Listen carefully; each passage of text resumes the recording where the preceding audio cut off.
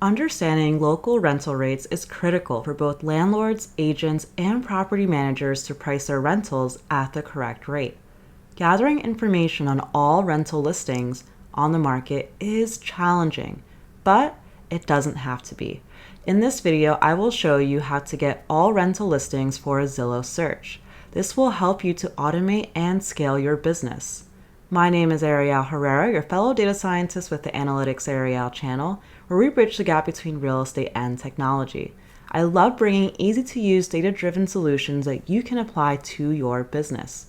Please like this video so that we could reach a wider audience, and subscribe to this channel so that you don't miss out on the latest content. All right, let's get started.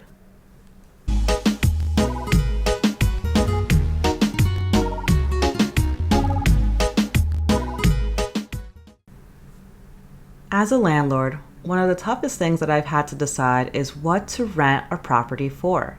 I've used tools like Rentometer, which are amazing. However, sometimes I just want to gather all information in a data set. And that way I can analyze different markets and not just even my current rental market. So in this video, I'm going to show you how we can actually get listings that are on Zillow and be able to download them using an API. So previously, if you were looking to extract information like rental listings, you would need to copy information one by one. So the prices, the bedrooms, bathrooms, etc. Put it into a spreadsheet and then perform some sort of analysis. But this is time consuming and frankly just a waste of resources, because we could use programming to automatically extract this data. Now, for those that don't use programming, that's okay, because I've been able to build a tool that's easy to use and sits on top of an API, which already gathers data for us. Let's now walk through step by step on how to get started by using the property search and detail tool. So first, you're going to use the link below or go to AnalyticsAriel.com, locate the tool website. Then come to sign up. There are just 2 steps to sign up, and you only have to do it once. So first is signing up for a free API key for Scrape Peek. You can click the link, and here you will be on the Zillow scraper. So if you're new to APIs basically provide you a way to gather structured data.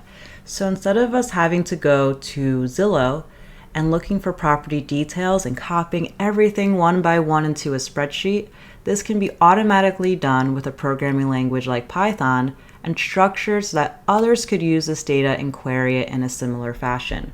So this particular API is created by Scrape Peek. They have several real estate scrapers, including even getting information on deeds. Particularly, we're focusing on the Zillow scraper, which gets US and Canada real estate data. You could search for millions of for sale and rental listings by state, address, neighborhood, city, or even zip code. To get started, click on the right-hand side, Try for free. Here you will either log into your account if you already have one, or you will click Sign Up. Enter your relevant information and then click Sign Up. Once you sign up, you will see your dashboard. You will go over to Plans and you will select the Starter Plan. This will allow you to query data for free. You will have 1,000 credits per month, which equates to 100 free searches. This is amazing for those who are looking to get information for their particular market. You will then come to Account Settings. Here you will see your information that you entered, your current plan, how many credits you've used, and most importantly, your API key. Your API key will allow you to access the information. Once you locate your API key, copy it down, as we are going to use it in the Property Details and Listings app. You still have to sign up for the tool itself. So here I will enter in my information. What's really neat about this tool is that I added a feature that will store the data for 14 days. That way, if you had a search from a couple days ago and you want to reference it, you can do so. So click Agree and then click Sign Up. Great, now we can start searching. So let's go to our listing search. Now for our listing search, we have 3 different inputs. First is entering a web link. And this is going to be a Zillow search URL. So let's go over to Zillow, and I'm going to type in my market, Tampa, Florida. Here I have all properties that are currently rental listings for Tampa, Florida. So let's imagine that I have a rental property here. Currently, the tenant is going to be ending their lease within a 1-month time frame. So I want to get an estimate of what I should be renting the property for. So here, I will toggle on for rent, which is already selected. Next, I'm going to look at characteristics that are similar to the property that I have. So let's say it's a 3-bedroom. Let's use an exact match. And it has 1.5 bathrooms, meaning that there's one bathroom that only has just a toilet and no shower. So let's click apply. Then we could select home type if we'd like. So say if I have a rental property that's an actual house, that may rent out different from an apartment or a townhouse. So we can remove those. Then if I go in a little bit more, I could select where the property is located. So let's remove the boundary.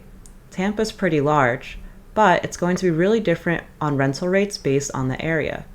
So here I'm just going to select properties near Hyde Park, which is a really nice neighborhood outside of Tampa downtown. So let's click here, apply. And now we have 30 rental listings. So these are all listings that I'd like to analyze a little bit further to see what the price is and maybe if I should rent above or below the median. So I'm going to copy this URL on top, click copy, and I'm going to bring it over to the URL link. Then I'm going to enter in my API key that I was able to get from my settings for Scrape Peek. Lastly, I'm going to enter my email.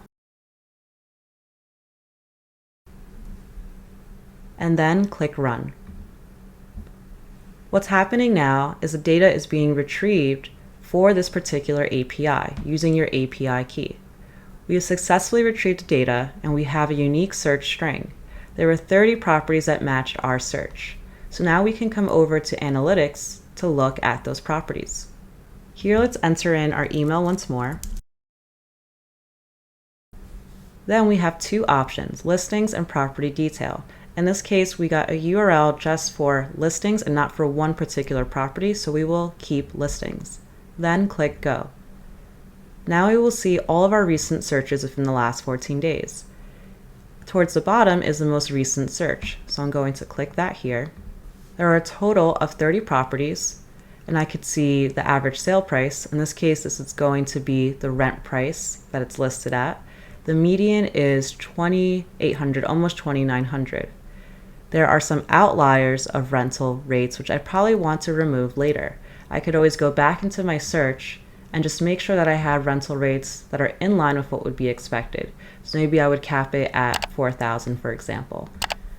Nevertheless, we can still look down at a histogram chart that also lets us understand distribution of our data set for rent and Zestimate, price to rent ratio, and we could see where these properties were located.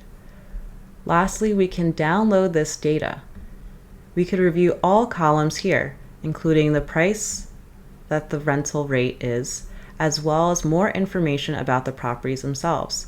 I hope this tutorial has been useful on how you could leverage APIs to gather data and how you could use tools like Streamlit, the one that I've created, that sits on top of an API and extracts information for you so that you don't have to actually code out gathering this information.